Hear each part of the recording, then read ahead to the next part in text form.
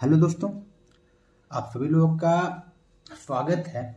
जैसा कि वैसे तो ये जो चैनल है वो इंग्लिश के लिए मैंने बनाया हुआ था, बट बहुत ही सारे स्टूडेंट्स के कहने पर और उनकी प्रॉब्लम्स को जानने के बाद मैंने एक 15 दिनों के स्पेशल बैच को यहाँ से स्टार्ट करने का सोचा है। और इस 15 दिन के स्पेशल बैच में हम लोग क्लास 10th के मैथ को पढ़ेंगे। और इन 15 दिनों में जो भी क्लास 10th के मैथ का जो सिलेबस है, जिससे रिलेटेड क्वेश्चन आगामी परीक्षा में पूछे जाने वाले हैं, जो हमारा एग्जाम 2023 का बोर्ड एग्जामिनेशन होने वाला है, उसमें जो मैथ का जो भी टॉपिक है, जो भी क्वेश्चन हमारे एग्जाम में पूछे जाने वाले हैं, उन सभी सिलेबस से रिलेटेड हमारा जितना भी सिलेबस उन सभी एक्सरसाइज से रिलेटेड जो भी इम्पोर्टेंट क्वेश्चन है, जो भी टॉपिक से इम्पोर्टेंट, मैं इन 15 दिन के क्लास में, 15 दिन के कोर्स में आपको बता दूंगा, सो दैट आप इजीली अपने एग्जाम को अच्छे तरीके से पास कर सकें और अच्छे नंबर को सिक्योर कर सकें।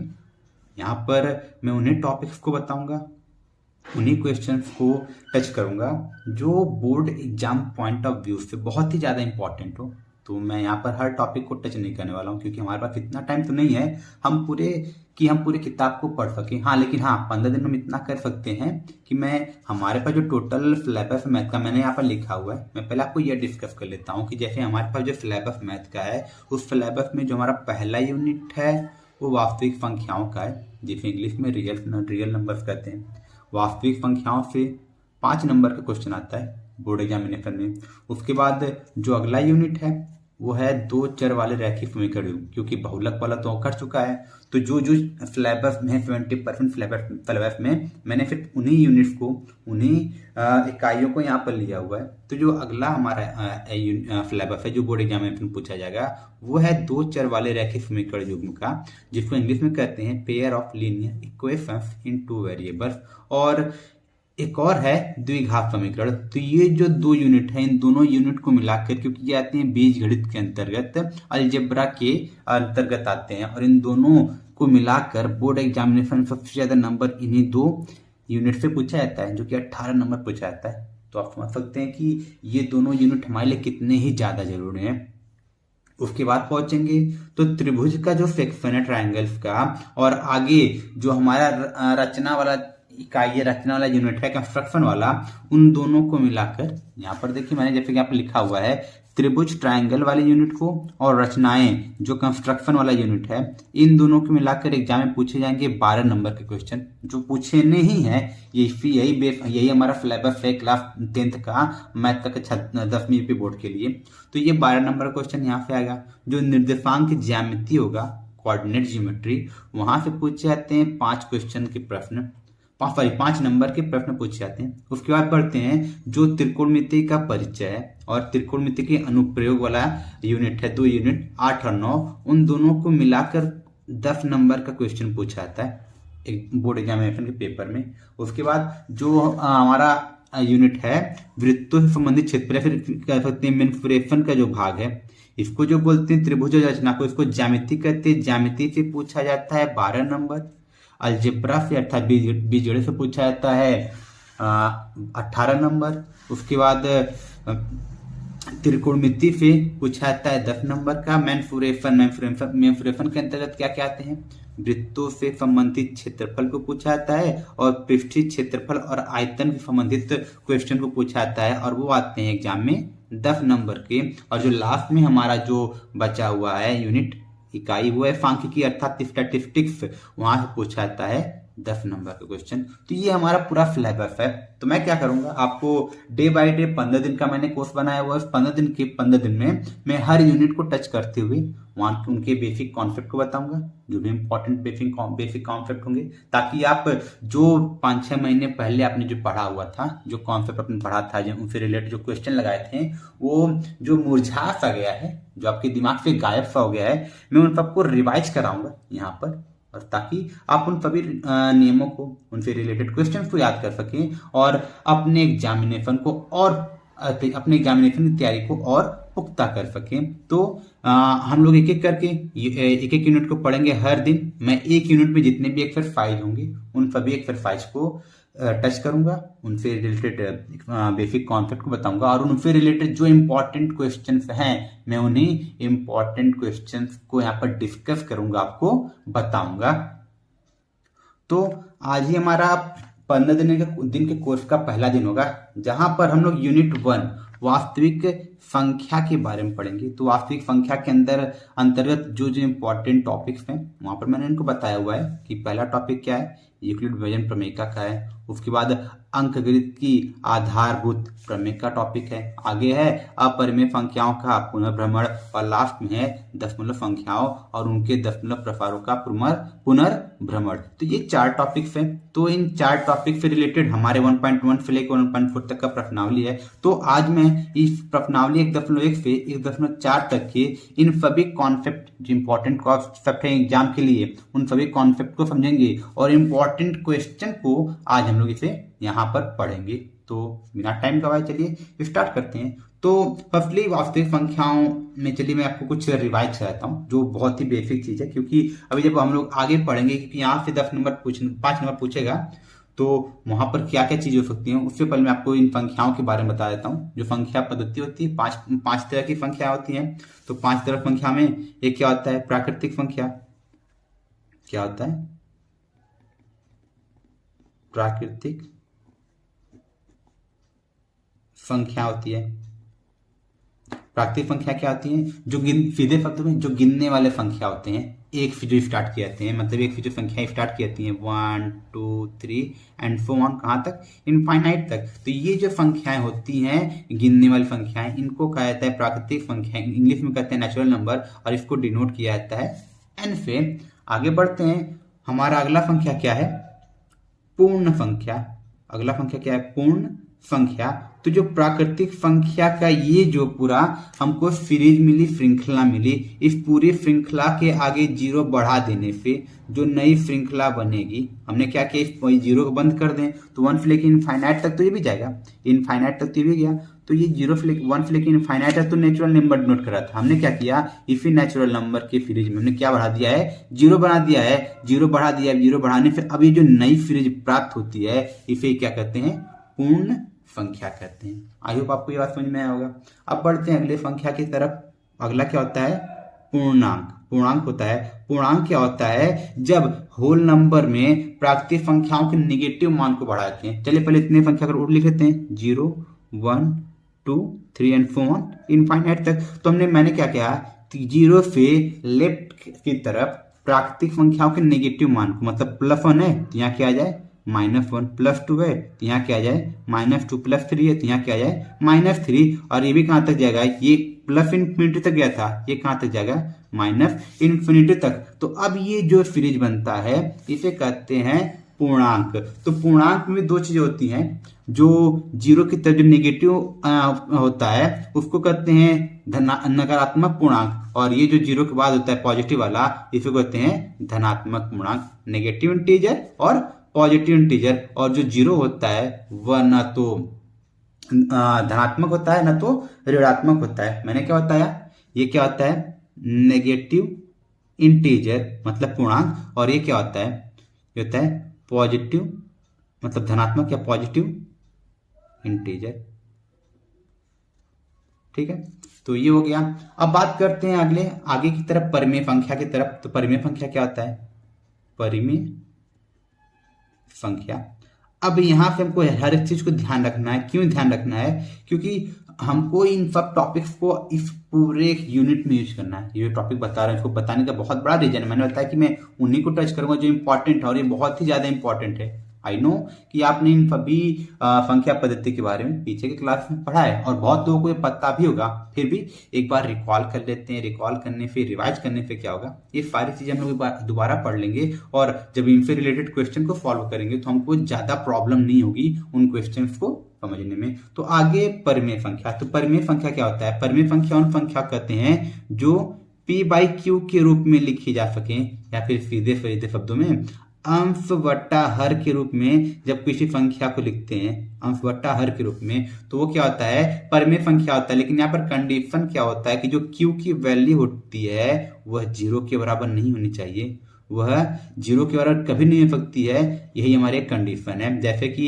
4/5 ले लें तो हम लोग देखेंगे 4 भी और ये जो पी और क्यू होते हैं ये पूर्णांक होते हैं, मतलब ये जो होते हैं मतलब निगेटिव हो सकते हैं, पॉजिटिव भी हो सकते हैं, लेकिन जो क्यू होगा वो कभी भी 0 नहीं होगा। तो देखिए 4 आ गया, 5 आ गया, या फिर -3/2 ये भी हमारा क्या है, एक परिमेय संख्या ही है, क्योंकि यहाँ पर पी की वैल्यू कितनी है, -3 है, क्यू की वैल्यू कितनी है, 2 है, अर्थात क्यू 0 के बराबर नहीं है। तो बढ़ते हैं आगे। अगली जो संख्या अगला जो सीरीज है वो क्या है, अपरिमेय संख्या का। अपरिमेय संख्या, इसको थोड़ा गौर से देखिएगा क्योंकि हमको आगे क्वेश्चन मिलेगा जो अक्सर करके एग्जाम पूछाता है कि दी गई संख्या को सिद्ध कीजिए कि यह अपरिमेय संख्या है। जब हमको अपरिमेय संख्या का डेफिनेशन पता होगा कि अपरिमेय संख्या होती क्या है, तभी हम वहां पर संख्या को अपरिमेय संख्या सिद्ध कर पाएंगे। तो अपरिमेय संख्या होता है, क्या होता है, ऐसी संख्या जिसे क्या कर सकते हैं, P/Q के रूप में नहीं लिख सकते, नहीं लिख सकते हैं, मतलब ऐसी संख्या जिसे P/Q के रूप में नहीं लिख सकते हैं, वही क्या होती है, अपरिमेय संख्या होती है। यहाँ भी कंडीशन क्या होता है, Q ≠ 0। तो अगर इसके एग्जाम्पल की बात करेंगे तो कड़ी में 2 हो जाएगा, कड़ी में 3 हो जाएगा, कड़ी में 5 हो जाएगा, पाई हो जाएगा। तो ये जितनी भी संख्याएं होती हैं ये सभी क्या होती हैं, ये हमारी हो जाती हैं अपरिमेय संख्या। तो कुछ लोग कहते हैं जब पाई की वैल्यू होती है 22/7 वो तो परिमेय है। तो आपकी इन्फॉर्मेशन बता दूं, पाई की वैल्यू 22/7 होती नहीं है, एक लगभग का मान होता है, ये एग्जैक्ट मान नहीं होता है पाई का, ये लगभग होता है। 22/7 तो परिमेय होता है, लेकिन जो पाई की एग्जैक्ट वैल्यू होती है वो अपरिमेय होती है। लेकिन जो 22/7 होता है ये क्या होता है, परिमेय होता है, क्योंकि ये ठीक इसके बराबर नहीं होता है, 22/7 पाई के बिल्कुल बराबर नहीं होता है, ये इसका लगभग मान होता है। तो चलिए लास्ट टॉपिक है नंबर सिस्टम का। तो जिसको जो हम लोग पढ़ रहे हैं वास्तविक संख्या। वास्तविक संख्या क्या कहते हैं, रियल नंबर्स। तो वास्तविक संख्या क्या होती है, वास्तविक संख्या ये क्या होता है। तो वास्तविक संख्या सीधे शब्दों में जब हम लोग परिमेय संख्या और अपरिमेय संख्या सबको एक साथ रखते हैं, मतलब ये जितनी संख्या हमने पढ़ लिया इन सब का समूह जो बनेगा। जबकि परिमेय संख्या क्या होती है, परिमेय संख्या देखिए अब हम लोग 4 लिखेंगे तो 4 को 4/1 लिख सकते हैं, हम लोग 2 लिखेंगे तो 2 को 2/1 लिख सकते हैं, -3 लिखेंगे तो -3 को 3/1 लिख सकते हैं। तो हम लोग देखेंगे कि परिमेय संख्या में नेगेटिव आ गया और ये होल नंबर प्राकृतिक संख्या सभी आ गई। तो सभी प्राकृतिक संख्याएं, सभी पूर्ण संख्याएं, सभी पूर्णांक परिमेय संख्या आ जाते हैं। और जब परिमेय संख्या हो गए और परिमेय संख्या और अपरिमेय संख्या का जब एक ग्रुप बनाया गया मिलाकर, तो वही ग्रुप क्या बना, वास्तविक संख्या बना। मतलब परिमेय तथा अपरिमेय संख्याओं का समूह वही क्या कहलाता है, वह कहलाता है वास्तविक संख्या।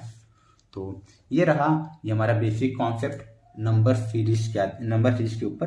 तो आगे बढ़ते हैं, हमारा जो कक्षा 10 का जो मेन टॉपिक है। तो हमारा जो पहला टॉपिक हुआ वो होगा यूक्लिड विभाजन प्रमेयिका का। तो यूक्लिड विभाजन प्रमेयिका क्या था उसको जानने से पहले हम लोग जान लेते हैं कि प्रमेयिका क्या होता है, प्रमेयिका का शब्द का मतलब क्या होता है।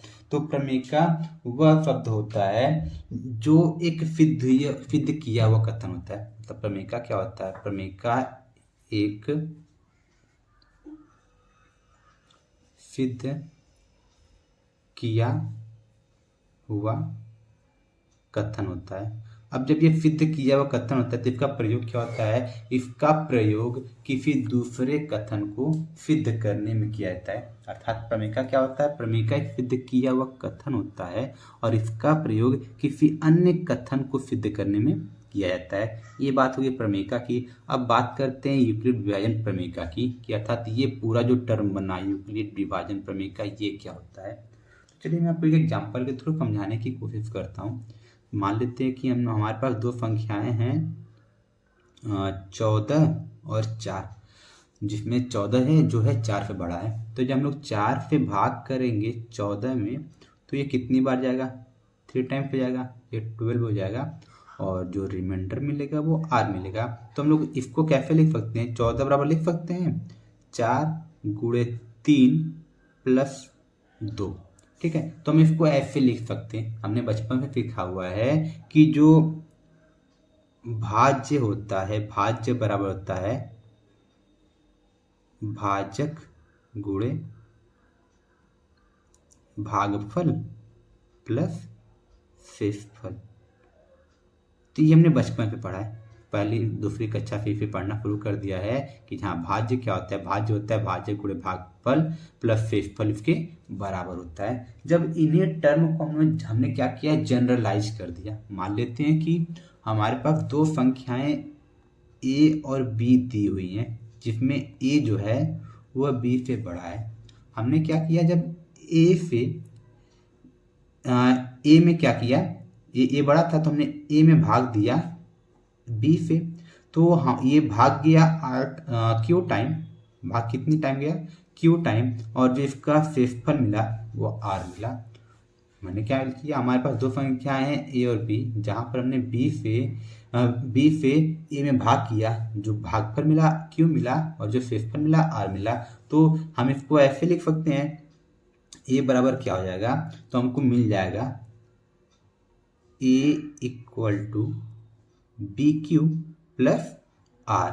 अब आर शेषफल है, तो यहाँ पर जो शेषफल 2 मिला है, हमको ये पता है कि जो शेषफल की वैल्यू होती है वो या तो 0 के बराबर होगी या तो 0 से बड़ी होगी, लेकिन जो भाजक होगा भाजक से हमेशा छोटी होगी। तो यहाँ से एक कंडीशन हमको मिला, जो आर शेषफल की वैल्यू है, तो ये क्या हो जाएगा, शेषफल आर जो होगा वो बड़ा होगा या बराबर होगा किसके, 0 के, अर्थात आर 0 से बड़ा या बराबर हो गया, लेकिन छोटा किससे हो जाएगा, भाजक से, और भाजक इस कंडीशन में क्या है, बी है, तो बी, तो ये कंडीशन मिल गया। और इस प्रकार से ये जो हमको एक टर्म मिला, यही जो टर्म मिला है यही क्या कहलाया, यूक्लिड विभाजन प्रमेय का कहलाया।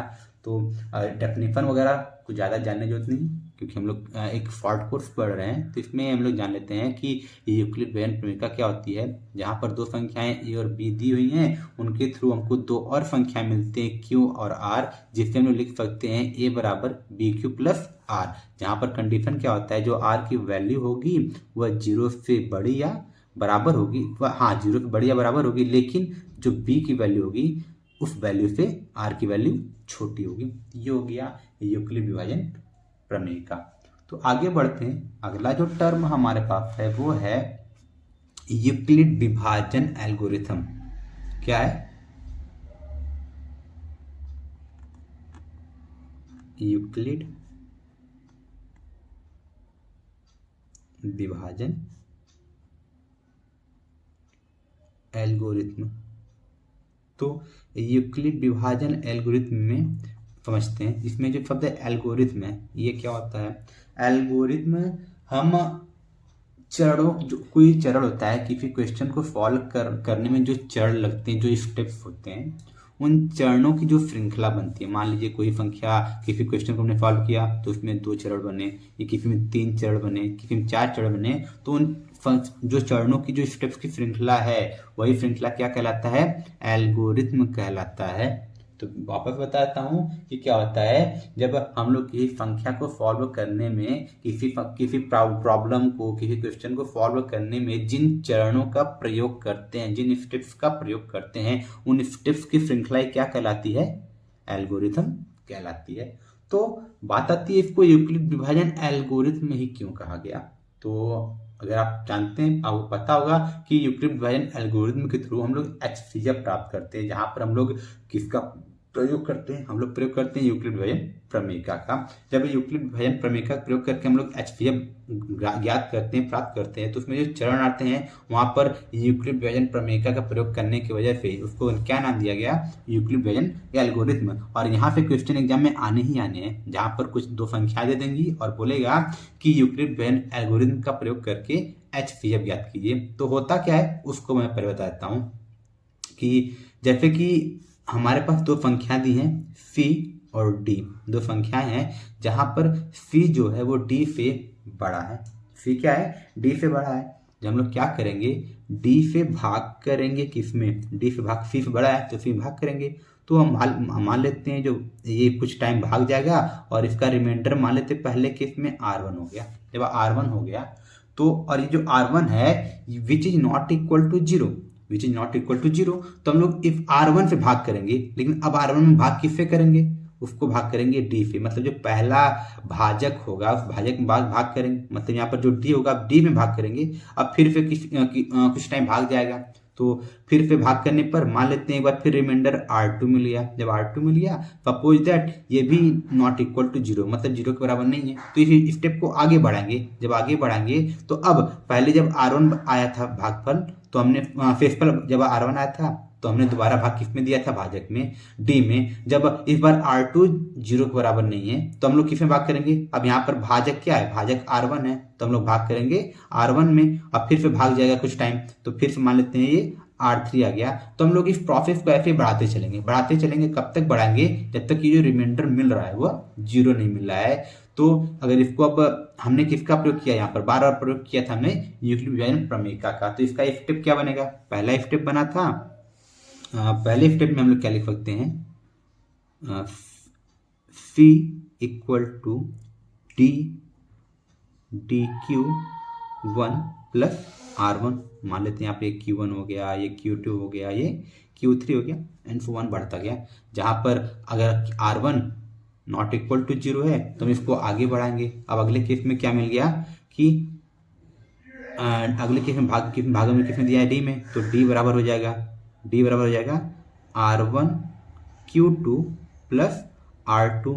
मान लीजिए फिर R2 क्या हो गया, R2 not equal to zero, तो अब क्या हो जाएगा, अब ये हम लोग क्या करेंगे, अब किसमें भाग दिया हमने, R1 में, यहाँ पे क्या मिलेगा, R1 बराबर क्या मिल जाएगा, R2 इंटू Q3, यहाँ पर देखिए ये प्रोसेस है, प्लस R2 था, तो ये क्या हो जाएगा R3। अब अगर ये जब तक कि हम लोग इस प्रोसेस को ऐसे ही आगे बढ़ाते रहेंगे जब तक R की वैल्यू जीरो न हो जाए, तो ये फोन आगे बढ़ता रहेगा। तो चलिए यूक्लिड विभाजन एल्गोरिथम का प्रयोग करते हैं किसी क्वेश्चन को सॉल्व करने में। सपोज दैट हमारे पास क्वेश्चन दिया हुआ है, 2 नंबर्स दिए हुए हैं, एग्जाम्पल लेते हैं जो ये बहुत ही ज़्यादा इंपॉर्टेंट है। अगर ये एग्जाम्पल नहीं तो इससे रिलेटेड नंबर्स को चेंज करेगा, इसको प्रयोग करेंगे, तो इसका प्रयोग मैंने बोला कि इम्पॉर्टेंट है, बहुत ही ज़्यादा इम्पॉर्टेंट है, एग्जाम में से क्वेश्चन आने ही आने हैं, 7 सेट होते हैं, 7 में से किसी भी सेट में क्वेश्चन आ सकता है।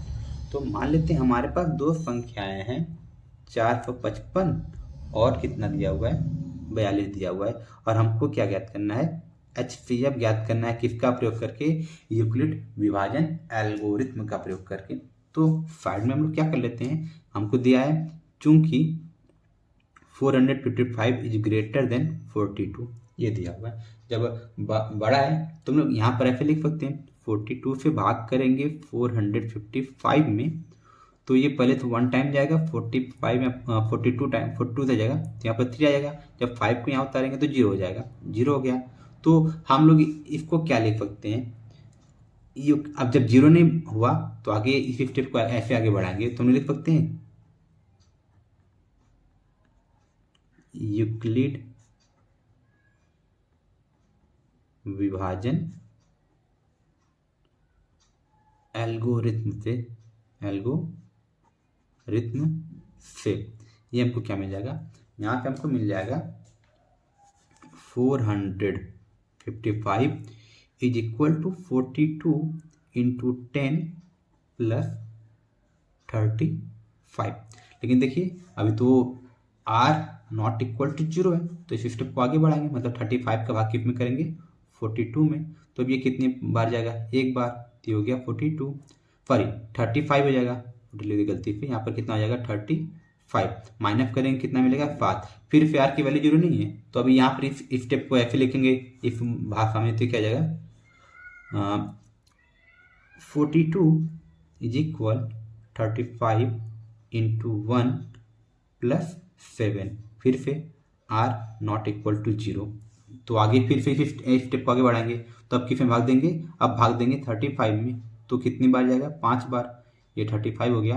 अब हमको रिमाइंडर क्या मिल गया, 0 मिल गया है, तो अब इसको जब यहाँ पर लिखेंगे 35 इक्वल टू 7 × 5 प्लस 0, अर्थात यहाँ पर क्या हो गया, r इक्वल टू 0। जब r इक्वल टू 0 मिल गया है तो हम लोग पर यहाँ पर नॉट इक्वल दिया हूँ, नॉट इक्वल नहीं, यहाँ पर r इक्वल टू 0 हो गया है। जब r इक्वल टू 0 हो गया तो अब हम इस स्टेप को यहीं पर रोक देंगे। हमको ये स्टेप यहाँ पर r इक्वल टू 0 कब मिला, जब हमारा भाजक कितना है, जब हमारा भाजक 7 है। तो यही 7 इन दिए गए नंबर 455 और 42 का HCF होगा। एक और चीज बता दूं, ये HCF सिर्फ इनका ही नहीं होगा, यहाँ पर जो हमको पीछे 35 मिला है, इस 35 का भी HCF क्या हो जाएगा, 7 ही हो जाएगा। मतलब 42, 455 और 35 का HCF क्या हो गया है, 7। तो यहाँ पर लिख सकते हैं, इसलिए HCF of 455 and 35 equal to कितना आ जाएगा, 7 हो जाएगा। अर्थात जिस स्टेप पे r की वैल्यू 0 हो जाएगी, उस स्टेप का जो डिवाइजर होगा, जो भाजक होगा, वही क्या बन जाएगा, दिए गए नंबर्स का HCF। तो ये रहा हमारा पहले यूनिट का one of the most important topic. तो बढ़ते हैं आगे की तरफ। यहाँ पर हमारे पास एक क्वेश्चन दिया हुआ है। क्वेश्चन क्या है कि दर्शाइए कि एक धनात्मक विषम पूर्णांक 4q + 1 4q + 3 के रूप का होता है। तो देखिए यहाँ पर क्वेश्चन इस टाइप के एग्जाम में पूछे जा सकते हैं। नंबर को चेंज करेगा, लेकिन जो पैटर्न होगा, जो तरीका मैं बताऊंगा, इस तरीके को ही फॉलो किया जाएगा हर क्वेश्चन में। तो हमको दिखाना क्या है, हमको दिखाना है कि कोई धनात्मक विषम पूर्णांक है। इस बात को ध्यान देना कि कौन सी बात कर रहा है, विषम पूर्णांक की बात किया जा रहा है, और वो किस रूप का हो सकता है, वो 4q + 1 और 4q + 3 का हो सकता है। तो मान लेते हैं कि माना ए एक धनात्मक विषम पूर्णांक है। जब ए एक धनात्मक विषम पूर्णांक है तो हम लोग और इसको किस रूप में लिख सकते हैं, 4q + 1 और 4q + 3 के रूप में। तो ए बराबर क्या सकता है, हम लोग चलिए जब इसकी तुलना ए बराबर क्या सकता है, ए बराबर हो सकता है 4q + 1 और 4q + 3। हमको ये दर्शाना है, इसी चीज को क्या करना है, दर्शाना है, सिद्ध करना है कि ए इनके रूट का हो सकता है। तो चलिए फर्स्टली अगर हम लोग इसको कंपैरिजन करें ए इक्वल टू बी + r पे, तो हमको b इक्वल टू कितना मिल जाएगा, b इक्वल टू यहाँ पे 4 मिल जाएगा।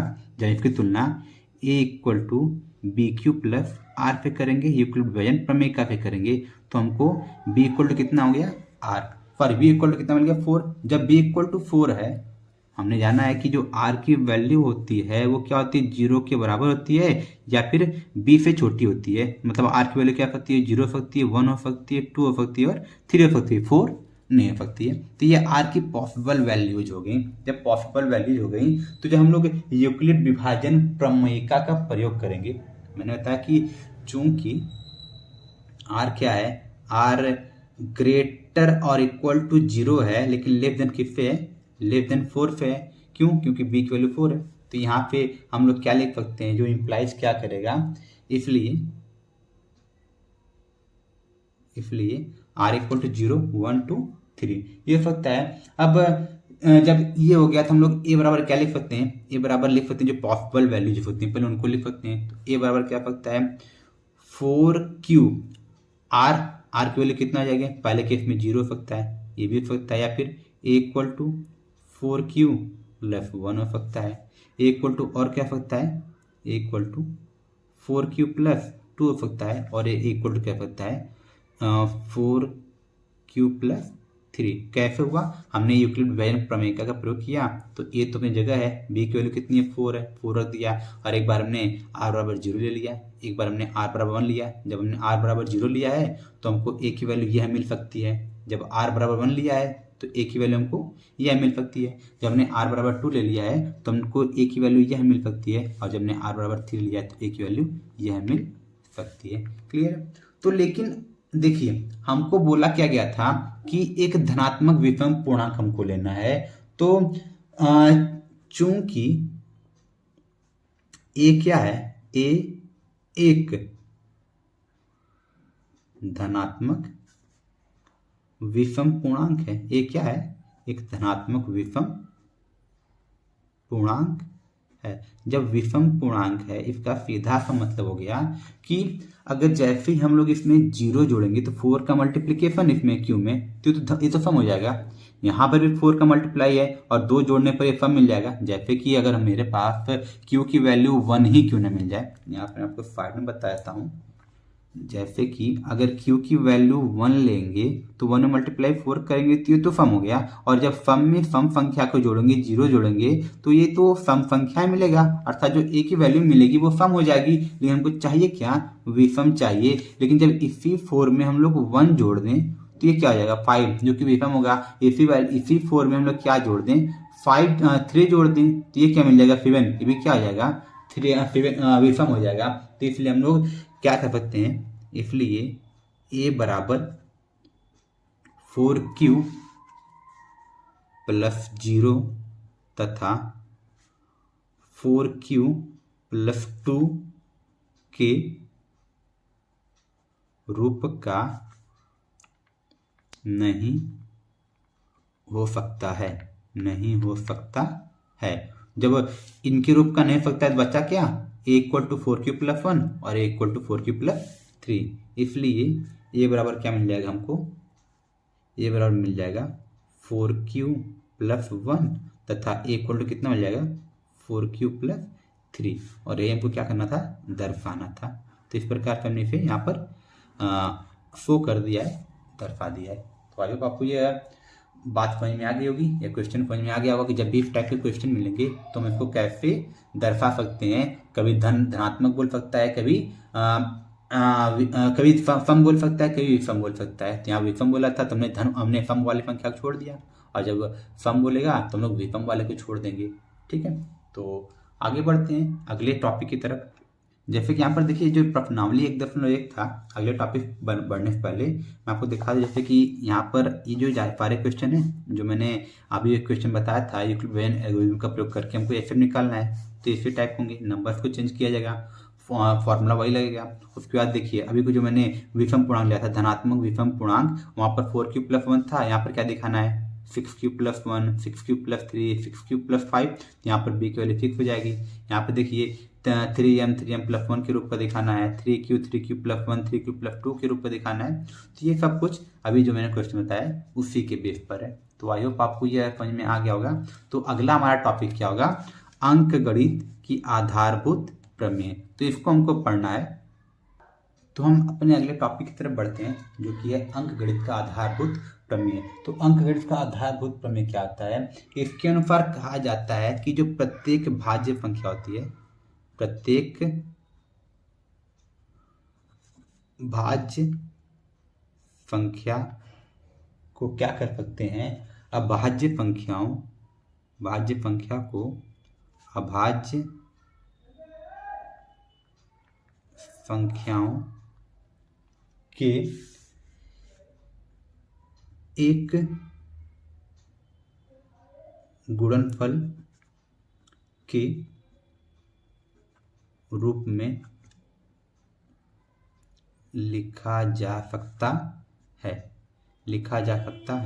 ये अपने पीछे जाना है। लेकिन इसमें क्या होता है, ये क्या करता है कि इसमें तब विशेष क्या है? इसमें विशेष ये है कि जब इसको ये गुणनखंड करेंगे तो इसको इस जो अभाज्य गुणनखंड का यह रूप होगा, यह अपने क्रम को बदले बिना अद्वितीय होगा। मतलब एक संख्या को जिस अभाज्य संख्या के गुणनफल के रूप में लिख देंगे उसको कोई और रूप नहीं होगा जिसे अभाज्य संख्या के गुणनफल के रूप में लिखा जा सके। जैसे कि कोई भाज्य संख्या, जैसे हमारे पास भाज्य संख्या 10 है, 10 का गुणनखंड क्या हो जाएगा? 2 गुणे 5। हम को पता है कि 10 को 2 गुणे 5, अभी ये ऐसी अभाज्य संख्या मिल गई हैं। हमको 10 को जब भी लिखना होगा तो अभाज्य संख्या के रूप में लिखा जा चुका है। बात आती है अभाज्य संख्या क्या होती है? तो अभाज्य संख्या उन संख्याओं कहते हैं जिनमें वन को छोड़कर, मतलब इफ वन संख्या को छोड़कर कोई भी अन्य संख्या कॉमन नहीं मिलती है, तो दो को अगर हमको गुणन लिखना होगा तो दो को क्या लिख सकते हैं, 1 2 लिख सकते हैं। 5 को लिखना होगा तो 1 5 लिखेंगे। तो हमको पता है कि यहाँ पे देखिए मैच क्या कर रहा है, एक ही गुणनखंड मैच कर रहा है, वो 1 है, और 1 के अलावा इसमें कुछ और मिल नहीं रहा है। तो हमने 10 को लिख दिया अभाज्य संख्या के रूप में, 2 गुणे 5 के रूप में। अब 10 का ऐसा और कोई अभाज्य संख्या का गुणनफल का रूप नहीं होगा जिसको इसके रूप में लिखा है आपके, मतलब ये क्या है, अद्वितीय है, यूनिक है। इसके अलावा और कोई अभाज्य संख्या का गुणनफल का रूप नहीं होगा जिस 10 के बराबर लिखा जा सके। हाँ, इसके क्रम को चेंज करके लिख देंगे तो इसको कोई मतलब नहीं है, ये क्रम को चेंज किए बिना अद्वितीय होता है, क्रम को चेंज करने से कोई मतलब यहाँ पर नहीं होता है। तो ये हमारा हो गया अंकगणित का आधारभूत प्रमेय। एक और टॉपिक है, हमने बचपन में पढ़ा हुआ है, शुरू से पढ़ा हुआ है कि यदि दो संख्याओं, मान लीजिए दो संख्याएं ए और बी दी हुई हैं, उनका एलसीएम ऑफ ए बी में हमको पता है, और एलसीएम और एचसीएफ ऑफ ए बी पता है, तो हमने जाना है कि संख्याओं का गुणनफल एलसीएम और एचसीएफ के गुणनफल के बराबर होता है। तो हमको एक फॉर्मूला ये भी मिलेगा, ए इंटू बी, मतलब जो दो संख्याएं हैं, दोनों संख्याओं का गुणनफल किसके बराबर हो जाएगा, एलसीएम ए बी, मतलब दी गई संख्याओं के एलसीएम और दी गई संख्याओं के एचसीएफ के बराबर होगा। तो ये एक फार्मूला हमारे पास ये भी होगा कि दो संख्याओं देने पर क्या हमारे पास एक फार्मूला मिलता है कि दोनों संख्याओं का गुणनफल बराबर हो जाएगा उन संख्याओं के एचसीएफ और एलसीएम के गुणनफल के बराबर। तो बढ़ते हैं एक्सरसाइज नंबर 2 की तरफ। वहां पर जो इंपॉर्टेंट क्वेश्चन है उनको फॉलो करने की कोशिश करते हैं। तो यहाँ पर मैंने प्रश्नावली 1.2 के कुछ इंपॉर्टेंट क्वेश्चन को लिया हुआ है, इन क्वेश्चन को फॉलो करते हैं अभी तक जो हमने रूल पढ़ा है उनके बेस पर। तो पहला क्वेश्चन क्या कह रहा है, पहला क्वेश्चन कह रहा है कि 3825 को अभाज्य गुणनखंडों के रूप में लिखिए। तो इसको अभाज्य गुणनखंड के रूप में लिखना है, तो उसके लिए क्या करना होता है, हमने हल पे चलते हैं, हल की तरफ 3 8 2 5 दिया हुआ है, इसको लिखना है अभाज्य गुणनखंड के रूप में। तो यही तरीका होता है अभाज्य गुणनखंड करने का। तो पहले कि देखिए 5 है तो 5 पे काटेंगे, तो ये कितना आ जाएगा, 5 पे 35, तो ये कितना आ जाएगा 35, 3 2 5 30, तो 2 5 5 जा, तो फिर पे 5 पे काटेंगे तो ये हो जाएगा, जब 5 पे काटेंगे तो ये क्या मिल जाएगा, 5 1 जा 5, 2 6 5 5 जा, और 1 5 5 3 जा। तो अब ये 3 पे हो गया। अब इसको जब काटेंगे 3 पे काटेंगे, तो 3 पे काटने पर 3 5 जा 15, 3 1 जा 3, फिर पे 3 पे काटेंगे तो ये कितना आ जाएगा 17, और लास्ट में किस पे कटेगा 17, फिर ये हो गया 1। तो हमको इसको गुणनफल के रूप में अभाज्य गुणनखंड के रूप में लिखना है। तो ये क्या आ जाएगा, हम लोग यहाँ पर लिख सकते हैं, इसलिए 3825 इज इक्वल टू कितना आ जाएगा, 5 इंटू 5 इंटू 3 इंटू 3 इंटू 17। अब देखिए ये भी अभाज्य है, 3 भी अभाज्य होता है और 17 भी अभाज्य होता है। तो 3825 का अभाज्य गुणनखंड का रूप क्या हो गया है, 5 गुणे 5 गुणे 3 गुणे 3 गुणे 17। इसको भी ऐसे भी लिख सकते हैं, 5 का स्क्वायर गुणे 3 का स्क्वायर गुणे 17। तो ये हो गया हमारा 3825 का अभाज्य गुणनखंड का रूप। तो आई होप ये समझ में आया होगा आपको, बहुत ही ईजी है, जिसको हम लोग कक्षा 6 7 8 पे पढ़ रहे हैं। तो आगे बढ़ते हैं अगले क्वेश्चन की तरफ। अगला क्वेश्चन क्या कह रहा है, 510 92 का एचसीएफ तथा एलसीएम ज्ञात कीजिए। तो वो क्या करना है, पहले एचसीएफ और एलसीएम ज्ञात करना है, उसके बाद क्या करना है कि जांच कीजिए कि दो संख्याओं का गुणनफल एलसीएम इंटू एचसीएफ होता है। हमको इसकी जांच भी करना है। तो चलिए पहले हम लोग 510 को किस रूप में लिख सकते हैं। क्वेश्चन नंबर जो सेकेंड है हमारा आज का, उसमें 510 दिया हुआ है और 92 दिया हुआ है। तो फर्स्टली हम लोग इन दोनों का अलग अलग अभाज्य गुणनखंड रूप ले लेते हैं। तो 510 का अभाज्य गुणनखंड रूप लेंगे तो ये क्या हो जाएगा, 2 से काटेंगे, 2 2 जा 4, 2 5 जा 10, 2 5 जा 10, फिर आप 5 पे काटेंगे तो ये क्या मिलेगा, 5 1, 3 पे काटेंगे ये कितना मिलेगा 17, और ये हो जाएगा 17 पे काटेंगे ये मिल जाएगा 1। तो 510 को क्या लिख सकते हैं, 2 इंटू 5, क्रम में लिख लेते हैं, 3 इंटू 17, या फिर इसको क्रम में करेंगे 2 इंटू 3 इंटू 5 इंटू 17, ये हो गया 510। और हम लोग अगर 92 का निकालें तो ये कितना आ जाएगा, 92 को जब 2 से काटेंगे तो ये कितना मिल जाएगा, 2 4 जा और 2 6 जा, इसको 2 से काटेंगे तो ये 23 मिल जाएगा। तो ये हम लोग क्या लिख सकते हैं, 92 इक्वल टू कितना आ जाएगा, 2 इंटू 2 इंटू 23। अब देखिए HCF तथा LCM। तो HCF, यहाँ पर देखिए मैं इसको सेट नहीं कर पाया था, तो HCF ऑफ 510 एंड 92, ये क्या हो जाएगा।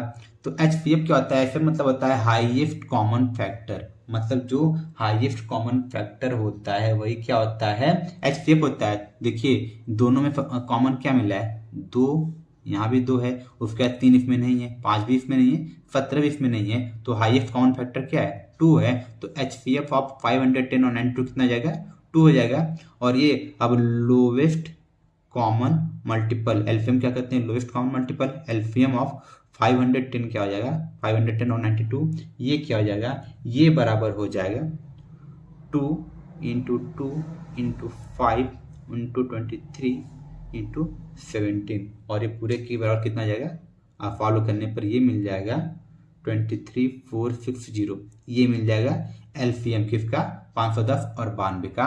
तो हमको भी जांच करना है कि इन जो एलसीएम एचसीएफ का गुणनफल है वह इनके जो संख्याएं हैं इन संख्याओं के गुणनफल के बराबर है या नहीं। तो जांच करते हैं। तो जांच करने के लिए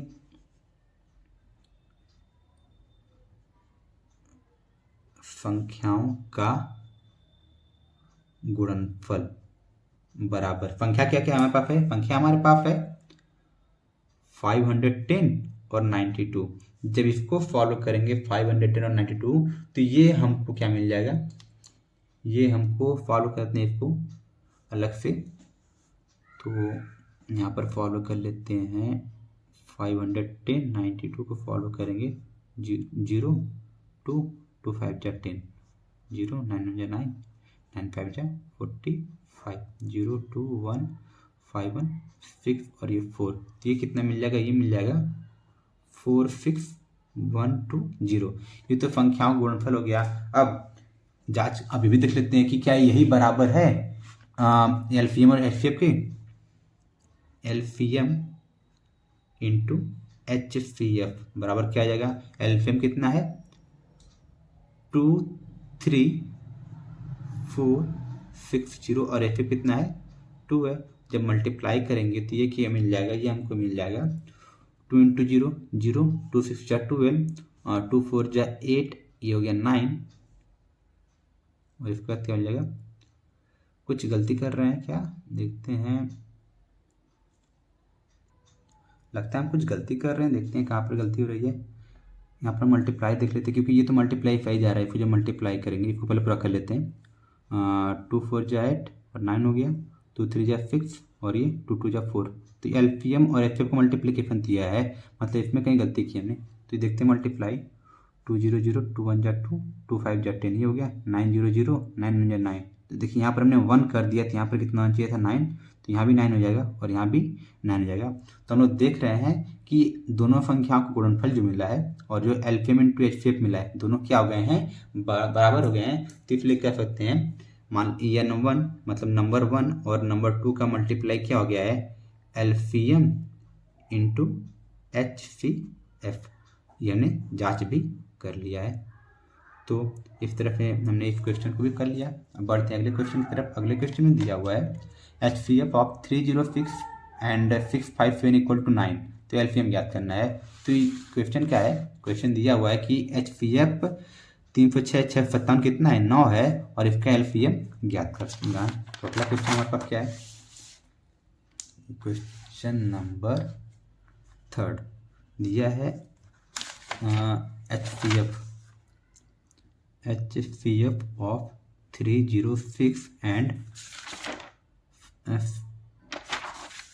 657 इक्वल टू 9 ये दिया हुआ है और हमको ज्ञात करना है एलसीएम। तो एलसीएम को ज्ञात करना है, क्वेश्चन मार्क लगा देते हैं। चलिए ज्ञात करते हैं। हमको पता है संख्या, हमको पता है दोनों 306 57 और 6 57 और 9 पता है। चूंकि दोनों संख्याओं का गुणनफल बराबर क्या है, ये बराबर होता है एलसीएम गुणे HCF। वैल्यूज पुट कर देते हैं। वैल्यूज पुट करने में क्या मिलेगा, 306 इंटू 657 बराबर एलसीएम तो निकालना है। ये देखिए ये अंतर रहेगा LCM इंटू HCF वैल्यू कितनी है 9, तो 9 को इधर भाग कर देंगे तो LCM बराबर 306 गुणे 657/9। तो इसको अगर हम लोग काटेंगे 3 पे तो 3 3 जा 9, इसको भी 3 पे काटेंगे 3 1 जा 3 0 3 2 जा 6। और फिर आगे बढ़ते हैं, इसको भी अगर 3 पे काटें 3 1 जा 3 तो ये कितना जाएगा 3 3 जा 9 3 4 जा 12। और जब इस पूरे को हम लोग सॉल्व करेंगे तो हमको क्या मिल जाएगा, सॉल्व कर लेते हैं 34 इंटू 657। अब जो सॉल्यूशन आएगा वही हमारा क्या हो जाएगा, वही हमारा हो जाएगा एलसीएम। किसका हो जाएगा, इस संख्या 306 और 657 का। इसे आप लोग कर ही सकते हैं। तो अब हमारा जो अगला टॉपिक है, हमने अभी तक क्या क्या पढ़ लिया है, हमने अभी तक 1.2 तक का पढ़ लिया है। अब बढ़ते हैं अगले टॉपिक की तरफ। तो हमारा अगला जो टॉपिक है वो है अपरिमेय संख्याओं का पुनर्भ्रमण। तो इस टॉपिक में हमको क्या करना होगा, यहाँ पर इस रिलेटेड एक्सरसाइज में हमको ये सिद्ध करना होगा कि कड़ी में 2 हो गया, कड़ी में 3 हो गया, कड़ी में 5 हो गया, या फिर कड़ी में 2 + 1, कड़ी में 2 + 5, इस टाइप के जो भी क्वेश्चन रहेंगे उनको हमको क्या सिद्ध करना होगा, अपरिमेय संख्या सिद्ध करना होगा। तो इनको अपरिमेय संख्या के लिए हमको एक प्रमेय पढ़ना होगा। प्रमेय 1.3 क्या पढ़ना है, प्रमेय 1.3। ये प्रमेय क्या कहता है कि माना कोई अभाज्य संख्या है, माना P एक अभाज्य संख्या है। हमने मान लिया कि P कोई अभाज्य संख्या है तथा P एक दूसरी संख्या है जो वर्ग के रूप में, मान लेते हैं कि a²। P a² को विभाजित करता है। a² क्या करता है, विभाजित करता है। जब P जो है वह a² को विभाजित करता है तो ये क्या करेगा, इसलिए P a को भी विभाजित करेगा। तो ये हमारा प्रमेय है कि अगर कोई अभाज्य संख्या है, मान लेते हैं अभाज्य संख्या P है और P अगर किसी संख्या के वर्ग को विभाजित करता है तो वह P उस संख्या को भी विभाजित करेगा। तो मान लेते हैं कि एक अभाज्य संख्या 5 है, अभाज्य संख्या क्या है 5 है, और 5 जो है वह 5 के स्क्वायर को विभाजित करेगा। 5 के स्क्वायर को विभाजित करेगा मतलब 5 जो है 5 का स्क्वायर क्या हो जाएगा 25। जब 5 25 को विभाजित करेगा 5 के स्क्वायर को तो 5 जो है 5 को भी विभाजित करेगा। ये तुमको पता है, ये भी 5 को 25 भाग करेंगे तो 5 टाइम जाएगा, और 5 को 5 को भी तो विभाजित कर सकते हैं, यहाँ पर एक बार भाग जाएगा। तो यही हमारा रूल है। तो इसी थियरम का, इसी प्रमेय का प्रयोग करेंगे हम लोग इफ टाइप के क्वेश्चन को सिद्ध करने में। तो इनमें ये बहुत ही ज़्यादा इंपॉर्टेंट है, इसमें क्वेश्चन आना ही आना है। चाहे ये कड़ी में 3 को पूछ सकता है, कड़ी में 5 को पूछ सकता है, कड़ी में 2 पूछ सकता है, सबका बेस एक ही रहेगा। तो चलिए मैं इनमें से बता देता हूँ कि हमारे पास एक क्वेश्चन हमको मिल जाता है, क्वेश्चन 1। इसमें एक ही क्वेश्चन इंपॉर्टेंट है, वो है सिद्ध कीजिए कि कड़ी में 5 एक अपरिमेय संख्या है। देखिए क्या होता है, जब हमको किसी संख्या को अपरिमेय संख्या सिद्ध करना होता है तो हम इसका ठीक उल्टा मानकर चलते हैं। मतलब हमको इसको कड़ी 5 को अपरिमेय संख्या मानना है तो हम लोग इसको उल्टा मान लेंगे। कुछ सिद्ध करना है परिमेय संख्या तो हम इसका उल्टा मान लेंगे कि माना कड़ी में 5 एक परिमेय संख्या है। ये हमने मान लिया कि कड़ी में 5 क्या है, एक परिमेय संख्या है। जब कड़ी में 5 एक परिमेय संख्या है इसलिए इसको पी वाई क्यू के रूप में लिख भी सकते हैं। इसलिए कड़ी में 5 बराबर क्या आ जाएगा, P अपॉन Q। ये हो जाएगा जहां पर P और Q सह अभाज्य संख्याएं हैं, अभाज्य संख्याएं हैं, अभाज्य संख्याएं हैं और Q नॉट इक्वल टू 0, ये हमने मान लिया है। अब जब अभाज्य संख्याएं अगर किसी तरह हमने जो माना है अपने कल्पना को गलत साबित कर देंगे तो हम लोग जाके अपनी कल्पना को गलत साबित करेंगे तो कड़ी में 5 क्या हो जाएगा, अपरिमेय संख्या हो जाएगा। तो चलिए आगे बढ़ते हैं। जब आगे बढ़ेंगे तो Q का मल्टीप्लाई अगर यहाँ पर करेंगे तो ये क्या हो जाएगा, Q इंटू √5 इक्वल टू क्या आ जाएगा, P। अब यहाँ करते हैं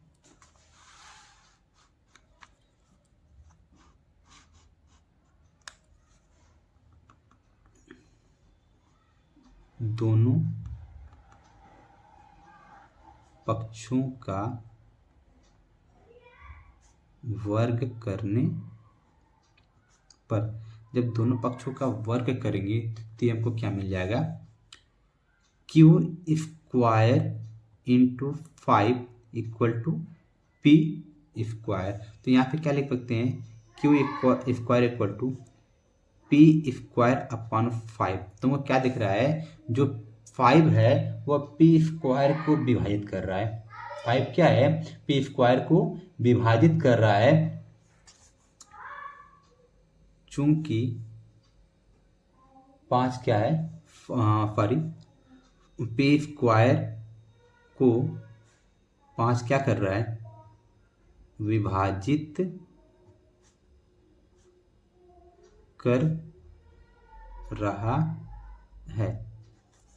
इसलिए 5 क्या करेगा, 5 P को विभाजित करेगा, इसलिए P को भी 5 क्या करेगा, विभाजित करेगा। कहाँ से, प्रमेय 1.3 से। इसे मान लेते हैं हम लोग इक्वेशन नंबर 1। यहाँ से हम लोग क्या कर सकते हैं, अतः हम लोग क्या कर सकते हैं, हम लिख सकते हैं P बराबर 5 लिख सकते हैं। 5 लिखने का तात्पर्य क्या है, क्योंकि P 5 द्वारा विभाजित होता है अर्थात इसका कहने का मतलब क्या हो गया, अर्थात P का 5 कोई गुणनखंड है। तो देखिए हमने क्या लेकर चला था कि यहाँ P और Q अभाज्य संख्या है। तो अगर हम लोग किसी प्रकार से यह सिद्ध कर दें कि अभाज्य संख्या क्या होती है, जहाँ पर संख्याओं में जो गुणनखंड होता है वो एक के अलावा कोई और संख्या कॉमन ना हो। अगर हम लोग किसी तरह, यहाँ पर हमने ये तो दर्शा दिया कि P का गुणनखंड 5 हो गया है, अगर हम लोग किसी तरह Q के गुणनखंड में भी 5 को ला दें, यह बता लें कि Q का भी गुणनखंड 5 है, तो वहाँ से हमारी परिकल्पना है, जो हमने कल्पना किया है वो गलत हो जाएगा। क्यों गलत हो जाएगा, क्योंकि हमने तो अभाज्य संख्या माना था। यहाँ पर जो गुणनखंड होना चाहिए वह एक के अलावा कुछ और कॉमन नहीं होना चाहिए। तो लेकिन हम कुछ अगर किसी तरह दर्शा देंगे कि 5 जो है वो P का गुणनखंड है, साथ ही साथ Q का भी है, तो हमारी कल्पना क्या हो जाएगी, गलत हो जाएगी। तो आगे बढ़ते हैं। आपने क्या मान लिया है, P बराबर 5 थी। जब P बराबर 5 मान लिया है तो इसकी वैल्यू जब यहाँ पुट करेंगे तो पुट करने पर हमको क्या मिलेगा, तो ये हमको मिल जाएगा क्यू स्क्वायर इक्वल टू क्या हो जाएगा, 5c स्क्वायर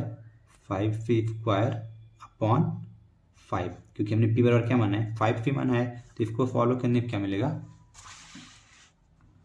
आगे फॉलो करने पर हमको मिल जाएगा Q square equal to, square हटाएंगे तो कितना आ जाएगा 25c स्क्वायर अपॉन कितना आ जाएगा 5, 5 से 5 काटेंगे 5 टाइम हो जाएगा। तो ये कितना आ जाएगा, ये मिल जाएगा क्यू स्क्वायर, इस 5 का मल्टीप्लाई यहाँ भेजेंगे तो ये भाग हो जाएगा, तो ये कितना आ जाएगा c स्क्वायर के।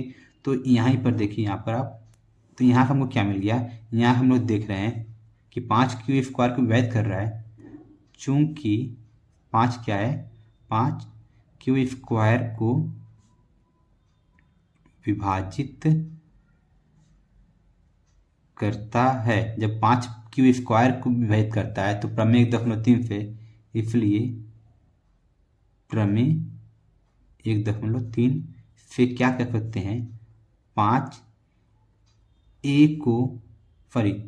क्यू को भी विभाजित करेगा। अब हमको यहाँ से क्या मिल गया है कि हमको 5 क्यू का भी गुणनखंड 5 मिल गया है, पी का भी गुणनखंड 5 मिल गया है, अर्थात दोनों एक केस में हमको दोनों का एक गुणनखंड मिल गया है। तो इसको मान लेते हैं समीकरण नंबर 2। तो 5 जो है पी का भी गुणनखंड है, 5 हमें क्यू का भी गुणनखंड मिल गया है। यहाँ से लिख सकते हैं समीकरण 1 तथा 2 से हम क्या लिख सकते हैं, हम ये लिख सकते हैं 5 पी तथा क्यू दोनों को विभाजित करता है, इसलिए 5 एक उभयनिष्ठ गुणनखंड है। आगे देखिए, अब यहाँ फिर लैंग्वेज बहुत ही ज़्यादा जरूरी है, मैं फिर लैंग्वेज को आगे यहाँ पर लिख देता हूँ। 5 एक उभयनिष्ठ गुणनखंड है। जब उभयनिष्ठ गुणनखंड हो गया तो इससे हमारे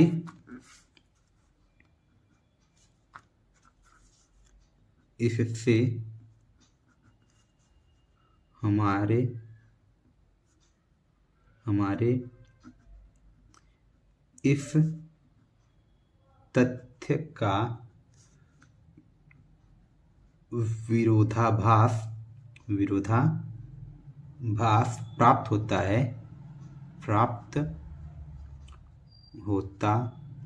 है कि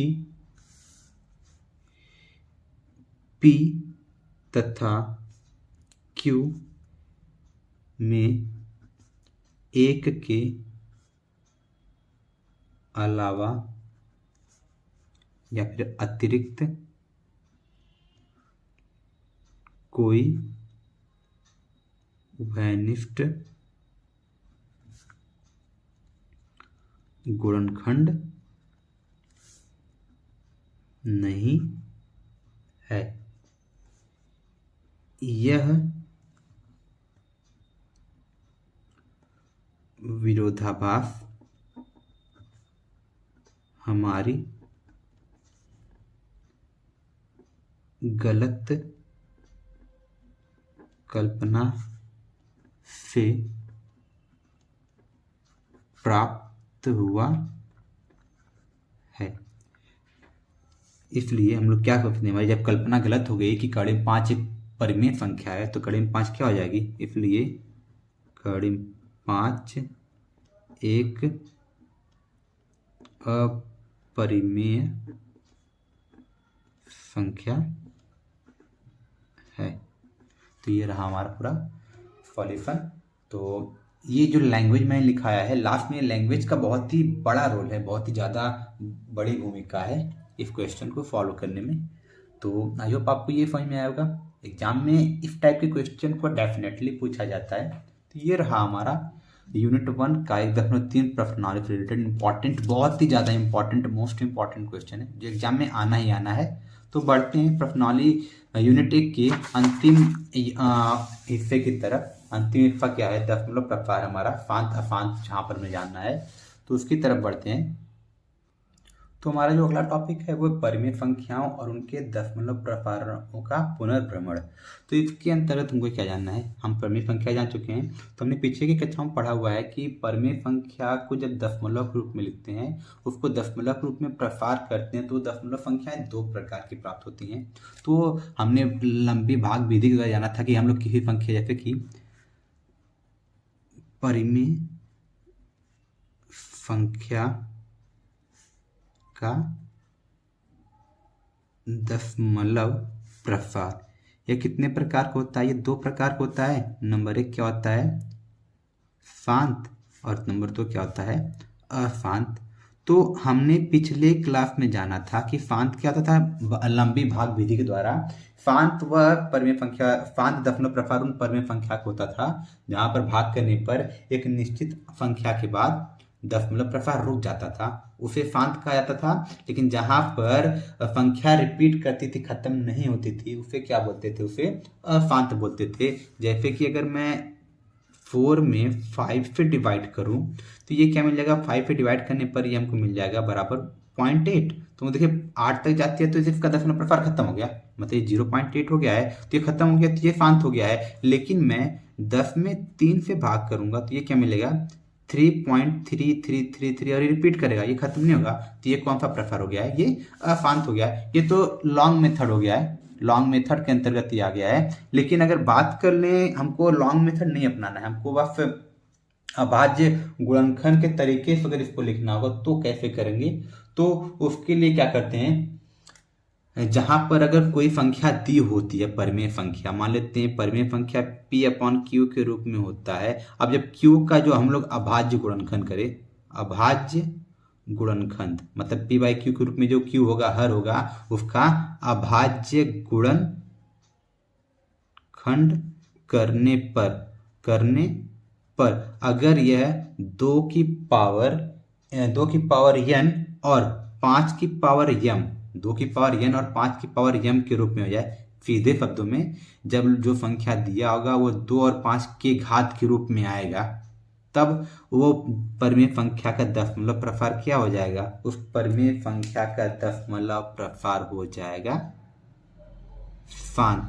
अब चाहे 2 की पावर n, 5 की पावर m हो, या सिर्फ और सिर्फ 2 की पावर n हो जाए, या 5 की पावर m हो जाए, इन तीनों में से कोई भी रूप हो जाए, तब तो दशमलव प्रसार हमेशा शांत होगा। लेकिन इनके अतिरिक्त कुछ और आता है, मतलब कि अगर 2 की पावर m में 3 मान लीजिए ये 2 की पावर n है, 5 की पावर m है, और 3 भी जुड़ गया, 3 की पावर 1 आ गया, तो ये एक्स्ट्रा जुड़ गया है, अब ये शांत नहीं होगा। अब जब ये शांत, अब इसके मतलब इनको छोड़कर कोई भी संख्या अगर आ जाती है, तब तो वो क्या हो जाएगा? तब वो हो जाएगा अशांत। तो चलिए मैं उसको कुछ क्वेश्चन के थ्रू समझाता हूँ। जैसे कि हमारे पास क्वेश्चन दिया हुआ है 18/50 दिया हुआ है। अब ये पूछ रहा है कि हमको लंबी भाग विधि अप्लाई नहीं करना है, बस इसको बताना है कि ये इसका जो दशमलव प्रसार होगा वो शांत होगा या अशांत होगा। तो हम लोग क्या करेंगे? 50 को अभाज्य गुणनखंड करेंगे। 50 का अभाज्य गुणनखंड क्या हो जाएगा? 2 25 5 5 5, ये हो गया 1। तो 50 क्या हो गया? 50 का अभाज्य गुणनखंड क्या हो गया है? 2 गुणे 5 गुणे 5, मतलब 2 की पावर 1 हो गया है, और 5 की पावर 2, मतलब ये 2 की पावर n और 5 की पावर m के रूप का हो गया है। इसलिए 18/50 क्या हो जाएगा? 18/50 का जो दशमलव प्रसार हो जाएगा वो क्या हो जाएगा? शांत हो जाएगा। इसी प्रकार हम लोग ये ले लें 3/8 ले लें। अब पूछे कि इसका जो दशमलव प्रसार है वो शांत होगा या अशांत होगा, तो देखते हैं इसका शांत होगा या अशांत होगा। तो 8 का अभाज्य गुणन क्या हो जाएगा? 8 बराबर क्या होता है? 2 गुणे 2 गुणे 2, तो ये कितना हो जाएगा? 2 की पावर 3 के रूप हो जाएगा, मतलब 8 वो होता है 2 की पावर 3 का, तो इसमें 5 की पावर नहीं है। लेकिन अगर हम लोग 2 × 3 × 1 खुद से लिख दें, क्योंकि 1 का मल्टीप्लाई किसी संख्या में करने पर 1 का मल्टीप्लाई किसी संख्या में करने पर उस संख्या पे फर्क नहीं पड़ता है। तो ये 1 हो गया, और 1 क्या आता है, 2 की पावर 3 तो रहेगा ही, और 1 को 5 की पावर 0 लिख सकते हैं क्योंकि किसी संख्या के पर 0 की पावर वो 1 ही देता है। तो ये भी अगर ये नहीं समझ में आ रहा है तो फिर से शब्द मैंने बता दिया कि यदि जो अभाज्य गुणनखंड होगा वह 2 की पावर के रूप में आ जाए, या फिर 2 की पावर 2 और 5 की पावर के रूप में आ जाए, फिर 2 की पावर के रूप में, या फिर 5 की पावर के रूप में आ जाए, तो वह शांत होगा। तो यहाँ पर 3/8 को हम लिख सकते 3/2 की पावर 3। अब जब ये 2 की पावर के रूप में है तो इसका प्रकार क्या आ जाएगा, शांत हो जाएगा। इसी तरह कुछ और एग्जाम्पल लेते हैं, जैसे कि 29/25 ले लें। तो यहाँ पर हम लोग 25 को लिख सकते हैं बराबर 29 तो रहेगा ही, 25 को क्या लिख सकते हैं 5 × 5, या फिर 29/5 की पावर 2। देखिए 5 की पावर के रूप में आ गया, जब 5 की पावर के रूप में आ गया है तो इसका दशमलव प्रकार क्या हो जाएगा, शांत हो जाएगा। लेकिन अगर हम यह ले लें